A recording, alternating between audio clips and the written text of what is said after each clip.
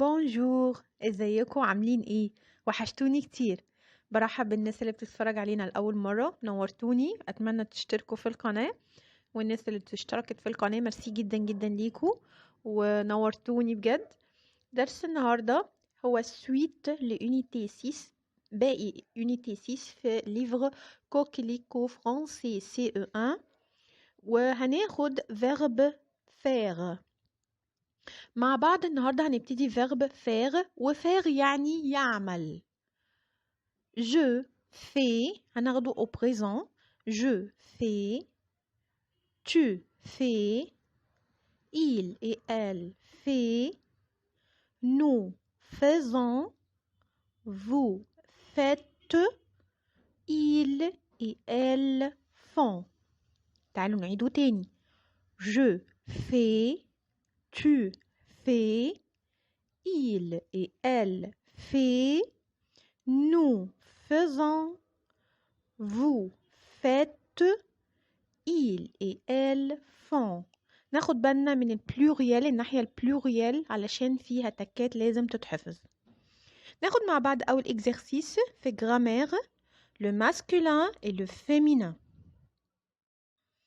Numéro 1. Les noms du texte sont soulignés. Entoure ceux qui sont féminins. يعني هو مديني تكست ومسطر تحت الأسماء اللي موجودة النوم. كل اللي عليا هعمل entoure، هحوط بس الفيمينا المؤنث. وزي ما احنا عارفين طبعا وقلنا وقررنا ان masculin يعني مذكر، féminin يعني مؤنث. Une maman entre dans la cour de l'école avec son fils. Une maman عارفين طبعا دي féminin، عاملها entoure. la cour، la cour أنا استخدمت لا وده article défini.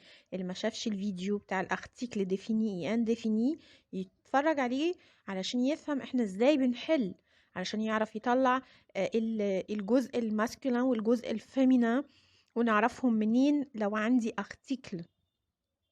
لا، وزي ما قلنا في الفيديو اللي فات، لا كور، وبدل استخدمت لا يبقى ده article défini وفيمينين، يبقى لا كور دي كلمة فيمينين. l'école، l'école أنا عندي هنا ايه؟ الابوستروف بنستخدمها طبعا لما ايه؟ لما بيجي حرف في الكلمة يكون في الأول فويل. داكور، يبقى أنا كده عندي كلمة l'école. وكلمة l'école لو شلت الابوستروف هستخدم لها ايه؟ هستخدم لها une école. une école، والune دي article indéfini، يبقى أنا كده بتكلم على كلمة féminin. داكور. طيب son fils، fils وفي ليني تحتها هو مسطرها، يا ترى دي ايه؟ fils يعني الابن، الابن، يبقى معنى كده الكلمة دي masculin، مش هحتاجها. deuxième phrase، elle va voir la maîtresse pour régler un problème. طيب النوع اللي عامل لي هو سوليني تحته اللي هو لا ميتريس، وطبعا زي ما قلنا لا ميتريس تبقى دي article، استخدمت article défini. لا يبقى ده féminin، يبقى عامل لها entour. طب كلمة problème في قبلها article indéfini اللي هو un، وطبعا الان ده يعني masculin، مش هعمل لها entour. deuxième exercice، complète avec un ou une. وهنا هنستخدم الارتيكل indéfini. يبقى احنا كده بنرجع تاني للارتيكل indéfini. ايه الارتيكل défini؟ لازم نشوف الفيديو علشان الشرح الكامل جوه الفيديو. هنا هنستخدم نيميرو 1 point objet. objet دي كلمة masculin، يبقى هاخد un. داكور. طيب اللي بعد كده métier. métier يعني شغلة أو عمل. وكلمة métier ميتي يعني عمل زي ما قلنا طبعا ماسكولين، كلمة ماسكولين يبقى هستخدم ان. طب كلمة فيل، فيل يعني مدينة، وكلمة فيل كلمة فيمينا يبقى هستخدم une. طيب كلمة بيرسون، بيرسون يعني شخص، وكلمة بيرسون دي كلمة فيمينا يبقى هستخدم une. طيب كلمة بلانت، بلانت يعني زرعة، ودي كلمة فيمينا فهستخدم برضو une. طيب كلمة كارتابل، كارتابل يعني حقيبة المدرسة، كارتابل كلمة ماسكولين وهستخدم un. طيب كلمة animal، animal يعني حيوان، ودي كلمة ماسكولين هستخدم un. كلمة فراز، فراز يعني جملة، يعني كلمة féminin هستخدم une. conseil، conseil يعني نصيحة، وكلمة conseil دي كلمة masculin وهستخدم un. طيب كلمة infirmière، infirmière دي كلمة féminin علشان كمان آخر الكلمة e r e تبقى دي كلمة على طول féminin يبقى هستخدم une. طيب دكتور، دكتور دي يعني طبيب يبقى دي كلمة masculin وهستخدم un. آخر كلمة عندي كلمة saison، saison يعني فصل من فصول السنة، ودي كلمة masculin وهستخدم un. كده احنا خلصنا الإكزرسيس. هنشوف الإكزرسيس اللي بعده numéro 3. le verbe et son sujet، الفعل وفاعله.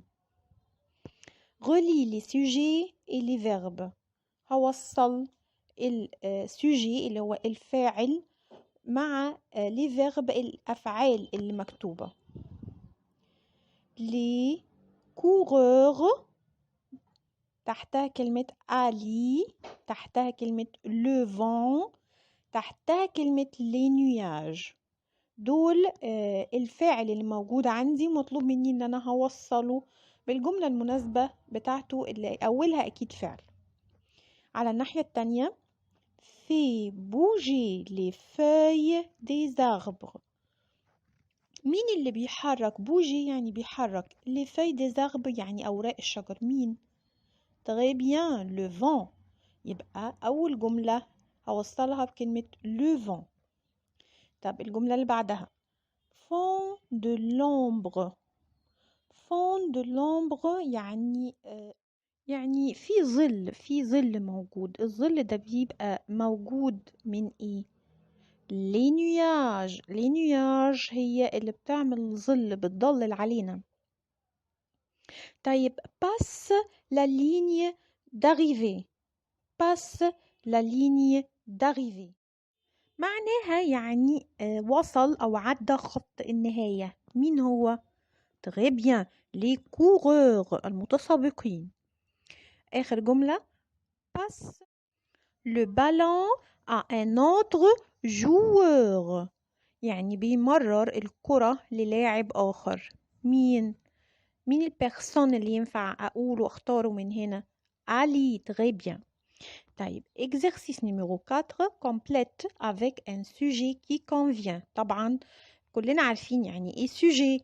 sujet يعني البرونوم بيرسونيل sujet، وده ليه فيديو عندي على القناة برونوم بيرسونيل sujet اللي هما جو وتو وشرحهم بوضوح أكتر. على حسب الفيرب اللي موجود في أول الجملة هختار السوجي. هنا عندي فيرب mange، mange régulièrement des fruits، ومانج هبص على الترمينيزون بتاعتها لقيتها او. طيب ينفع معاها سوجي ايه؟ ينفع جو وينفع il وينفع elle. d'accord. طب deuxième phrase disent les أو des bêtises، disent des bêtises يعني بيقول غلطات، وفيرب دير هنا جاي آخره ENT alors ده يبقى verbe en pluriel، يبقى هختار il pluriel أو elle pluriel. آخر جملة faites des progrès en lecture. faites وده verbe faire اللي لسه واخدينه في أول الفيديو. Très bien. Terminaison دي بتيجي مع الsujet et vous. Très bien. Alors, exercice numéro 5, le singulier et le pluriel. المفرد والجمع. Complète avec un ou une ou des. هكمل ومعايا الارتيكل بتوعي الindéfini un, une, des. Ayana sort de chez elle sans point. بوي. تمام هختار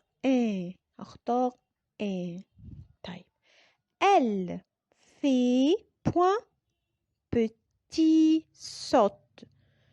très bien. الكلمة عندي هنا في آخرها اس، يبقى أكيد هختار حاجة للبلوريال يعني دي. d'accord. نكمل بيت الجملة. pendant quelques minutes، وبعد كده جملة جديدة أولها puis elle court point heure. كلمة heure دي كلمة féminin، يبقى أختار مين؟ très bien une heure. طب elle fait point kilomètre sans fatigue. kilomètre آخرها S، يبقى أكيد أختار article pluriel يبقى هو des. آخر جملة elle veut gagner point médaille. médaille à la fin S. très bien يبقى أختار des. elle veut devenir point championne. طب كلمة championne دي كلمة، طب أنا مش عارفاها، هعمل إيه؟ هبص لنهايتها. عندي نهاية الكلمة جت N E أو كلمة آخرها E E R E. الكلمة دي تبقى فيمينا على طول، هحكم عليها وأقول إنها فيمينا. وده لسون هنشرحه برضو إيه الكلمات اللي بتتميز إنها فيمينا ونهايتها بتبقى عاملة إزاي. ده فيديو جاي هنشرحه وهشرحه لكم بوضوح. كلمة شامبيون دي كلمة فيمينا وهستخدم une. طب exercice numéro 6 récris au pluriel ou au singulier selon le cas. يعني إيه؟ يعني هعيد كتابة الكلمة إما بالجمع pluriel يا إما بالمفرد على حسب الكلمة أو على حسب الموجود قدامي. عندي كلمة un gourmand، وهنا un يعني كلمة singulier، عايز البلوريال بتاعها يبقى أقول des gourmands على fin s. des plats، والكلمة هنا pluriel هعمل الكونترير العكس بتاعها كلمة ايه singulier تبقى un plat. une brochette، une هيبقى البلوريال بتاعها des brochettes وهحط على fin s. طيب عندي كلمة des fruits طبعا جمع، يبقى هيجيب السنجولي عليا ان انا هجيب السنجولي بتاعها. الان هتبقى الدي هتبقى un fruit. طيب الجزء الخاص بالconjugaison يعني التصريفات. les verbes du premier groupe أفعال المجموعة الأولى. entoure les verbes du premier groupe. ايه هي أفعال المجموعة الأولى؟ الأفعال بخلاصة كده الأفعال اللي آخرها ER. d'accord.